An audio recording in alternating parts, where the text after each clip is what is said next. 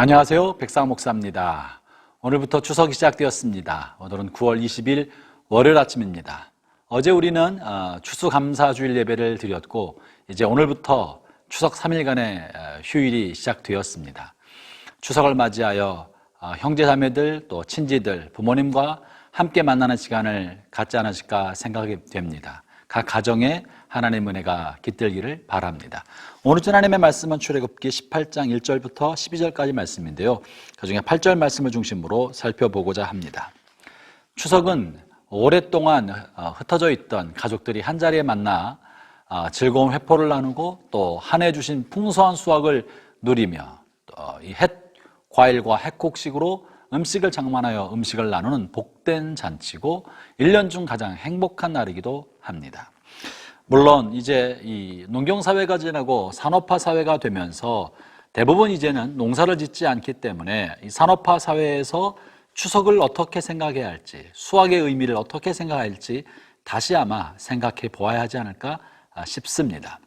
그래서 수확의 기쁨을 나눈다기보다도 이제는 추석이 지난 1년 동안 이모저모로 바빠서 보지 못했던 가족들이 한자리에 모여서 지난 1년 동안 지내왔던 이야기의 회포를 풀고 함께 음식을 나누며 옛 이야기를 나누는 그런 가족의 회동 시간이 아닐까 생각이 됩니다. 오늘 본문에는 오랫동안 떨어져 있던 가족, 모세의 가족과 모세의 처가, 장인 이드로의 가족이 오랜만에 만나 회포를 푸는 장면이 나타납니다. 이것은 마치 우리가 이모저모로 바쁘게 지내다가 명절을 맞이해 가족이 함께 어우르는 그 추석 회동 모임과 비슷합니다. 이렇게 식탁에 둘러앉아 가족의 옛 이야기를 나눌 때 우리는 어떤 이야기를 나누는 게 좋을까요? 오늘 본문을 통하여 하나님의 은혜를 함께 나누고자 합니다. 먼저 6절과 7절 이 모세와 모세의 처가 가족이 만나는 장면이 실려 있는데요, 6절을 제가 읽겠습니다. 그가 모세에게 말을 전하되 네 장인 나 이드로가 네 아내와 그와 함께한 그의 두 아들과 더불어 네게 왔노라. 모세가 나가서 그의 장인을 맞아 절하고 그에게 입맞추고 그들이 서로 문안하고 함께 장막에 들어가서. 모세가 하나님의 명령을 붙들고 두렵고 떨리는 마음으로 애굽에 내려갔습니다. 정말 혈혈단신 홀로 가서 그곳에서 노예로 억압살이 하고 있었던 이스라엘 60만 대군을 이끌고 나와야 할 중차대한 사명을 받게 되었습니다. 바로와 바로의 왕족은 모세에 대해서 좋은 마음을 갖고 있지 않았습니다. 이 갈등 관계에 있으면서도 모세는 두렵고 떨림으로 이스라엘 민족을 이끌어가야 할 큰 사명을 지고 바로와 맞서고 바로의 신하들과 맞서면서 고뇌의 시간들을 보내었죠. 마침내 하나님의 크신 은혜로 이스라엘 백성을 데리고 나오게 되었는데, 그러면서 많은 사람이 심판받아 죽는 것을 보았습니다.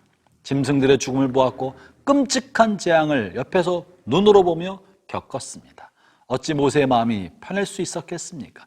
수많은 고통과 고뇌와 번뇌와 아픔의 시간들을 다 지나고 더 나아가서 홍해 앞에 끔찍하고 두려운 시간을 지나고 광야를 지나 오면서 이제 아내와 두 아들 그리고 장인을 만나게 된 것이죠. 그들을 만나서 함께 식탁을 나누면서 모세가 뭐라고 했나요? 본문 8절의 말씀을 읽어보겠습니다. 모세가 여호와께서 이스라엘을 위하여 바로와 애굽 사람에 행하신 모든 일과 그래서 길에서 그들이 당한 모든 고난과 여호와께서 그들을 구원하신 일을 다 그의 장인에게 말하매. 여러분, 모세는 녹록하지 않은 시간을 보냈습니다. 죽음의 위기를 겪었고 또 자신은 이스라엘 백성을 건지기 위하여 갔지만 이스라엘 백성이 오히려 미워하고 분노를 품고 적대적인 모습을 보여주기도 했었고, 바로도 그리하지 않았습니까? 심지어 그들을 이끌고 애굽을 나와서 홍해를 지나 나왔음에도 불구하고 이스라엘 백성은 모세를 향해 분노를 표현하고 원망을 쏟아놓기도 빈번히 하였습니다. 정말 모세는 외롭고 고독한 시간을 보내었던 거예요. 모세의 마음속에 얼마나 많이 고통스러운 시간을 가졌겠습니까? 그래서 본문은 많은 고난을 겪었다고 말합니다. 그런데 모세가 자신의 아내와 장인에게 한 이야기가 뭡니까? 이렇게 힘들었습니다. 또 이런 불평과 이런 불만과 배은망덕한 사람들의 모습, 이런 이야기를 쏟아놓은 것이 아니라 모세 이야기의 핵심은 하나님께서 이렇게 주셨습니다.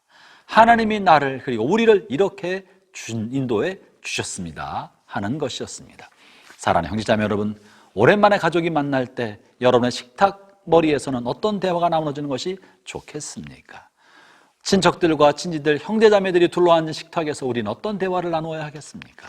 지나온 우리의 생애에도 기쁜 일도 있었고 슬픈 일도 있었고 어려운 일, 좋은 일, 고난에 찬 일, 또 희열에 찬 일, 많은 일들이 있었을 것입니다. 때로는 형제에 대한 원망도 있었을 것이고요, 삶의 좌절도 있었을 것입니다.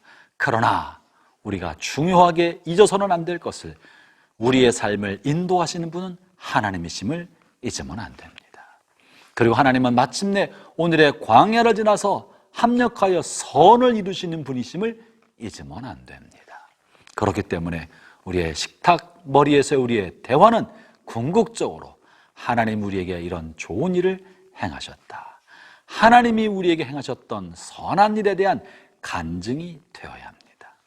지나온 삶에 고난도 있었고 아픔도 있었지만 원망과 불평을 쏟아놓는 시간이 아니고, 형제들에 대한 원망도 아니고, 자신의 인생에 대한 푸념도 아니고, 고생담을 자랑스럽게 늘어놓을 것도 아니고, 다만 하나님이 나에게 이렇게 행해 주셨다, 어려움과 시련이 있었지만 하나님이 마침내 나에게 이렇게 행해 주셨다 하는 간증이 여러분의 마음에서 흘러나오고 식탁머리에 둘러앉아 있는 형제들에게, 친지들에게 흘러나올 수 있게 되기를 바랍니다. 지금 모세가 그랬습니다. 많은 고뇌의 시간이 있었지만 장인 어른과 또 아내와 자식들 앞에서 모세는 하나님께서 이렇게 하셨다는 이야기를 하고 있는 것이에요. 이런 이야기를 듣자 하나님을 알지 못하는 장인입니다. 이 장인은 미디안 사람이고 미디안의 제사장이라고 말하고 있습니다. 이방인이고 이방인의 제사장이면 우상 숭배자입니다. 하나님은 잘 알지 못하는 사람입니다. 그럼에도 불구하고 모세 이야기를 다 듣더니 이 미디안의 제사장인 장인 이드로가 하는 고백이 뭡니까? 그것이 11절입니다. 이제 내가 알았도다. 여호와는 모든 신보다 크심으로 이스라엘에게 교만하게 행하는 그들을 이기셨도다. 이렇게 말하면서 하나님을 높입니다.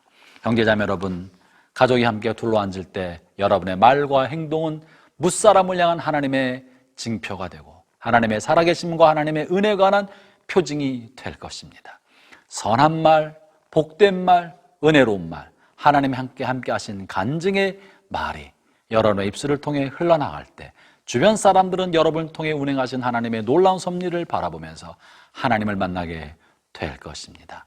추석 명절을 보내면서 여러분의 식탁머리에, 함께 앉은 식탁에 하나님의 풍성한 은혜가 함께 하시기를 축원합니다.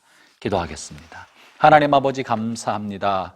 광야를 지나는 모세, 수많은 죽을 고비를 넘겼던 모세가 마침내 가족과 둘러앉을 때 하나님이 하신 큰 일을 간증하였던 것처럼 주여, 우리의 삶에 하나님이 하신 크고 놀라운 일, 아름답고 은혜스러운 일들이 우리 입술을 통해 흘러나가게 하여 주시고 우리의 말과 간증을 듣는 사람들의 마음에 하나님의 살아계심과 하나님이 과연 그의 믿는 자들을 돌보심을 증언하는 복음의 통로, 증언자의 입술이 되게 하여 주옵소서.